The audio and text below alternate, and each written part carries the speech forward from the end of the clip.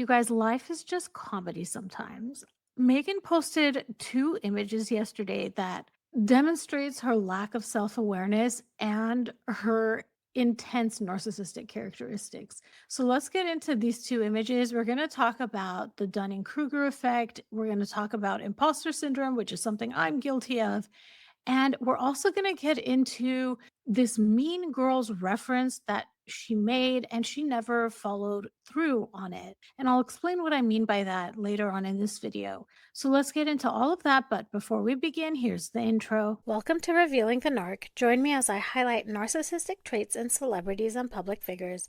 Everything here is in my opinion and not professional advice. If you enjoy the analysis, please like and subscribe. I was going to speak on a completely different topic today, but then I saw this tweet by that one who is crediting CPH Milano on X. And it's the tweet says, how to use a jar lifter versus how Meghan does it. I mean, the amount of confidence it takes to do this and post it for the whole world to see and not even check that you're doing it right is it's next level. And the reason this stands out to me, especially in the point in life where I am right now, is that I definitely suffer from imposter syndrome. In doing research for this video, was trying to understand exactly what imposter syndrome is because I always say that I am. And it's essentially, and this is something I definitely do, I under promise and I over deliver. And I don't just say that I do that, like I literally do that all the time. In every action and every task I have, I definitely speak less about my abilities. And then I'm a perfectionist with the final product. So what I discovered is that it's not just a feeling of I'm not good enough. It's this belief that you're not as competent as other people think you are, and that you'll be found out as a fraud, despite having real skills and accomplishments. So instead of seeing experience as proof that you can do the job, you explain it away as luck, timing, or other people's generosity. And now, this whole thing about being found out as a fraud. We've seen Meghan jokingly call herself a fraud, but she doesn't actually believe she's a fraud. She thinks she is the most authentic, the most talented, the most deserving person. And it's her gauge is off. Regarding this, seeing things as luck or timing or other people's generosity, I say this all the time. Like some people will say, oh my goodness, your channel grew so fast. And my response is always, I got so lucky. The right people saw my shorts.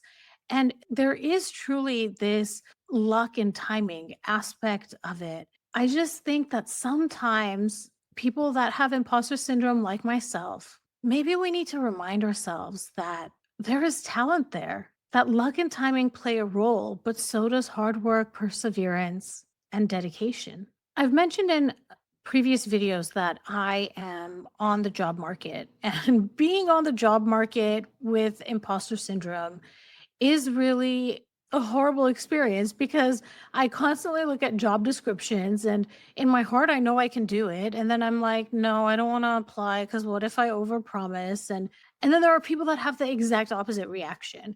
So when I see Megan, I just sometimes wish, like, could I just have a sprinkle of that grandiosity? I just need a little bit to maybe bring me towards the center of this grandiosity versus imposter syndrome spectrum. I want to speak to the people out there that also have these imposter type feelings.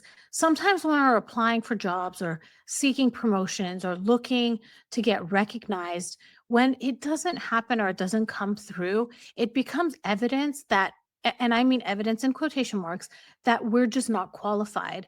And because of that, we hesitate to apply, we hesitate to put ourselves out there unless we meet every single line of the job posting or every single requirement of that position. And because of this, we often undersell ourselves on resumes and in interviews, and we interpret rejection as proof that we were simply not good enough. This cycle makes it harder to even get in front of a hiring manager.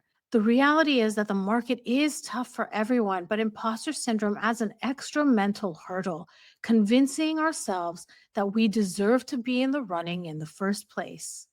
What I've been trying to do to combat this, I have a Word document where I am like spelling out all of my accomplishments.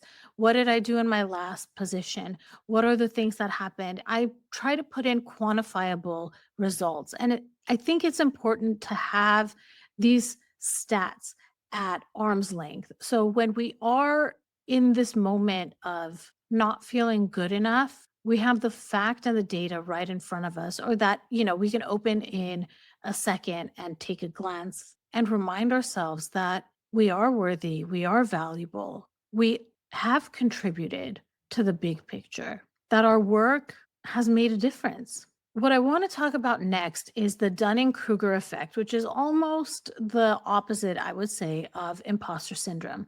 So, this is actually a psychological bias that was discovered by social psychologists David Dunning and Justin Kruger.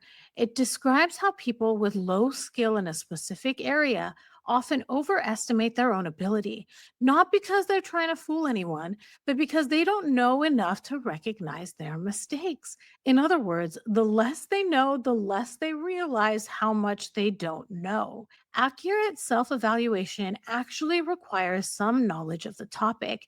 If you don't understand the basics of jam making, for example, you might feel confident holding a jar lifter the wrong way simply because nobody or nothing tells you that it's wrong. Now, here's the nuance. Dunning Kruger is a cognitive bias and not a personality disorder. To define cognitive bias, our brains are wired to make quick judgments to save energy and time.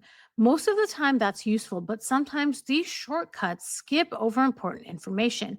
So you end up with a distorted view of reality without recognizing it. And this is what a cognitive bias is. And Dunning Kruger is an example of cognitive bias. Anyone can fall into this Dunning Kruger effect. Beginners, students, even seasoned pros when they step into a brand new field. I don't know why I immediately thought of Michael Jordan in baseball. Let's continue. This bias isn't just about a funny mistake in the kitchen or an overconfident karaoke.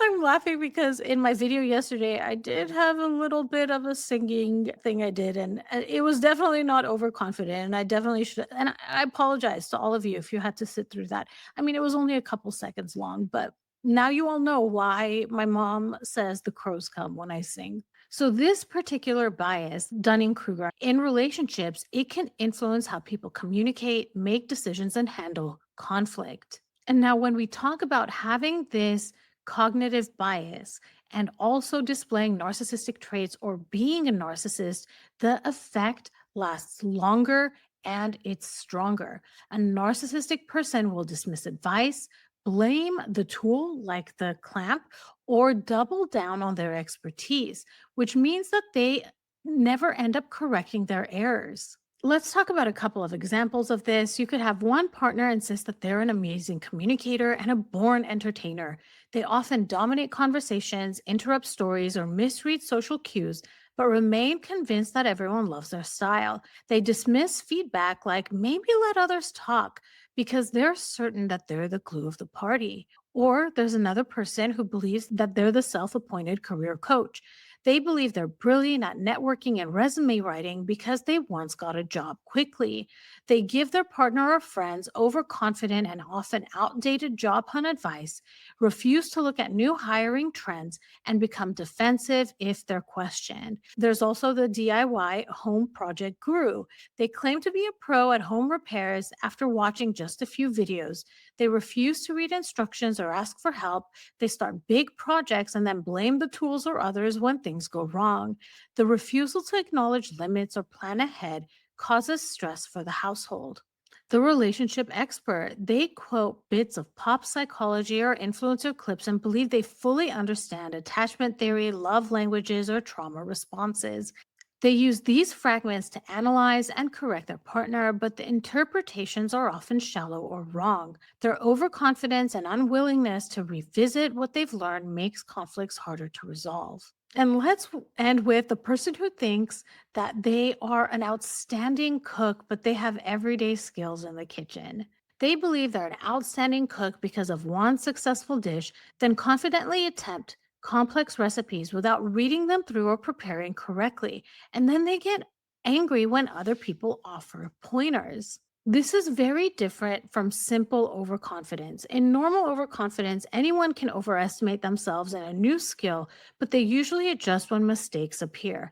When there's this cognitive bias of Dunning-Kruger and narcissistic traits, the person lacks insight and resists feedback because they feel correcting themselves would hurt their image. And I think this is exactly what we're seeing in this single post by Meghan Markle. I do wonder if word has reached her yet that she was holding that clamp wrong. I just can't with that woman. She's just pure comedy. One of the other things I noticed yesterday is that she also made this post and it says it's October 3rd. I believe she's referencing the movie Mean Girls. To quote the movie, in the film, Katie, who's played by Lindsay Lohan, narrates, "On October 3rd, he asked me what day it was. It's October 3rd, I said." This entire movie is a satire of cliques and girl on girl bullying. So seeing Megan post about it, it just shows a lack of self awareness because Megan is a mean girl. We've seen the way that she treated Dr. Sophie Choundaka. We've heard about how she treated Princess Charlotte and Princess Catherine. We've seen the way she even bullies Prince Harry. This clip I posted yesterday, and the way Megan talks about how Harry crashed the party and then she looks down her nose at him is it's bullying behavior. Megan only smiles genuinely, I feel, when it comes at someone else's expense. Let me put a couple of examples here. Here's the clip that I posted yesterday about crashing the party. Today, so thank you for letting him crash the party.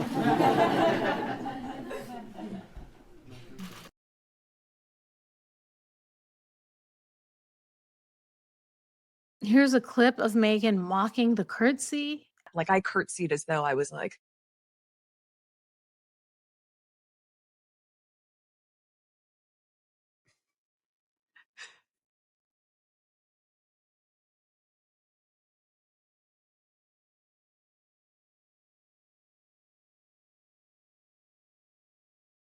And then here is her little victory dance after she tells that mocking curtsy story. "Pleasure to meet you, Your Majesty.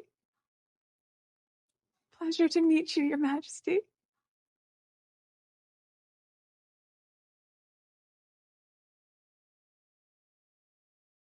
This is a complete lack of self-awareness in Megan. It's like she doesn't see that the joke is about people who act that way. And here she is celebrating that it's October 3rd. I also want to say that I don't think that that post was random. I think she was trying to test the waters, tossing out this tiny Mean Girls Day reference just to see how people would react. It's almost like she wants to get in on the party and in with the cool girls, but she didn't want to jump all in. She wants to see if what she says is accepted and popular before she continued. I believe, though, because she didn't post anything afterwards, the response must have been lukewarm. The silence after the post almost says more than the post itself. You'll notice that people with strong narcissistic traits often have a really low tolerance for any kind of criticism. Most of us don't love hearing negative feedback, but we can usually sit with it, think it over, and even learn from it. For narcissists, even a small critique feels like a threat to the image they're trying to protect, like a tiny crack in the mirror they've been polishing. So instead of taking it in, they'll get defensive, brush it off, or blame someone else. That's why they'll test the waters first. They'll post something small to see how people react. If the crowd loves it, they'll go all in. But if there's even a hint of pushback, they delete it, they back off, or act like it never happened. It's not really about learning from feedback, it's about protecting the image. I'm curious to know what you all think about this. Please drop your thoughts in the comments. If this was interesting to you, please like and subscribe. Hit that notification bell so you'll know every time I drop a new video. Thank you so much for watching. If you enjoyed this video and you're looking for a meaningful way to support something beyond the screen, I'd love for you to consider making a donation to the National Domestic Violence Hotline in lieu of super chats and super stickers.